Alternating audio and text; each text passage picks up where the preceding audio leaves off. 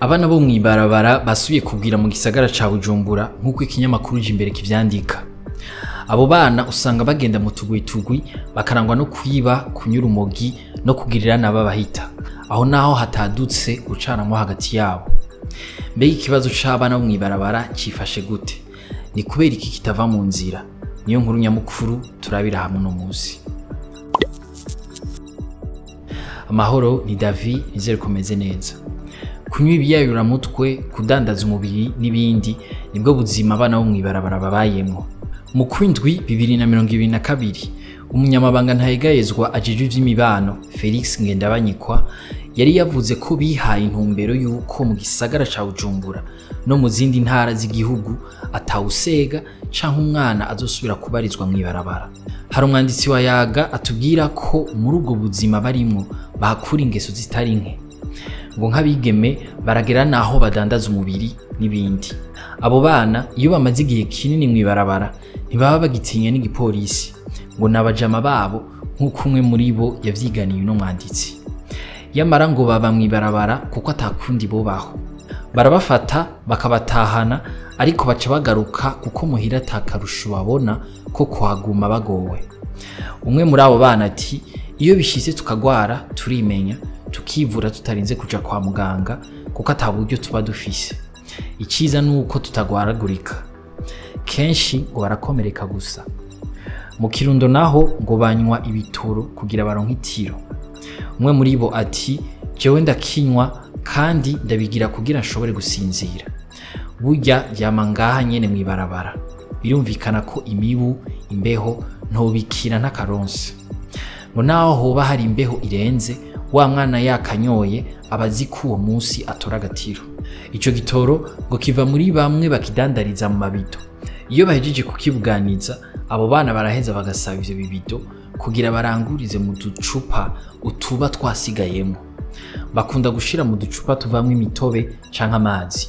Ngo barize n'ubundi buhinga bwo kubinywera mu mipira bagakwegesha amazuru, kubera ko abategetsi bababonanye tujya ducupa bitu dukinju baca babafata. Estera Yakaduhaye, umuhinga mu vy'inyifato, asigura ko abo bana benshi baturuka mu miryango itabanye neza. Baja mwibarabara kwihigira urukundo ngo baronka aho bibera kugira bave muri iyo miryango. David Ninganza, umwe mu baharanira agateka k'abana, we yavuze ko umugambi wo kubasubiza mu miryango utari kurakunda kuko ukorwa nabi. Ngo bwa mbere ni ngombwa kumenya iyo umwana yaje aturuka, intara, komine n'umutumba, n'igituma yavuye mu muryango. Hanyuma hagakurikira kumushikana mu muryango wiwe.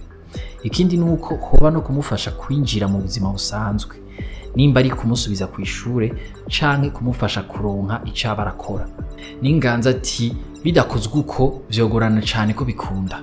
David Ninganza yaragarutse no ku bindi bituma ico gikorwa kidakorwa nkuko bikwiye. Ngo harakwiye kuba ikigega gikwiriye cagenewe ico gikorwa, maze hakanakorwa n'ivyigwa vyerekana uko ico gikorwa cokorwa neza.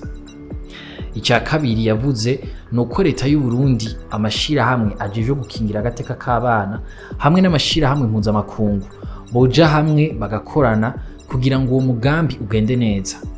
Ngo nko mu gihe nk'aba mustanteri canke abakuru b'imitumba bo usanga banamenya ibibera aho babaye, badatahuye neza uwo mugambi, ico gikorwa ntigikorwa neza.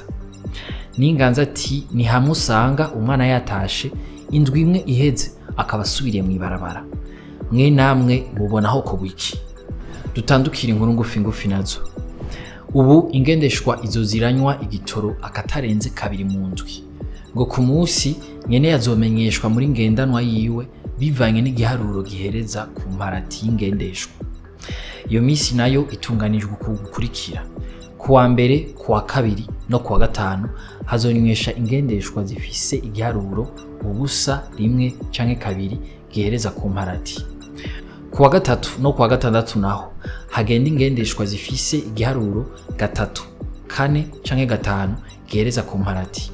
Kuwa kane no kuw'Imana haca hanywesha ingendeshwa zifise igiharuro gatandatu, indwi, umunani canke 9 gihereza ku mparati. Guhera mu mwaka uza igisata c'ubukerarugendo tourisme kizoba kirimwo abikorera utwabo gushika ku bice 60%. Leta izobijejwe kugenzura gusa. Vyashikirijwe na Jacques Bigirimana, umuyobozi mukuru w'ubukerarugendo. Hari kuri uyu wa gatatu igenekerezo rya 13 Munyonyo, aho hari hatunganijwe ikiganiro cyo kumenyesha amatariki n'ibitegekanijwe mu ndwi yahariwe ubukerarugendo mu Burundi. Iyo ndwi izoba kuva ku wa 11 gushika ku wa 14 Kigarama uyu mwaka. Mwakoze kudukurikira. Aya makuru muyasanga ku mbuga za Yaga na Iris News. Ahanje tuzosubira ejo.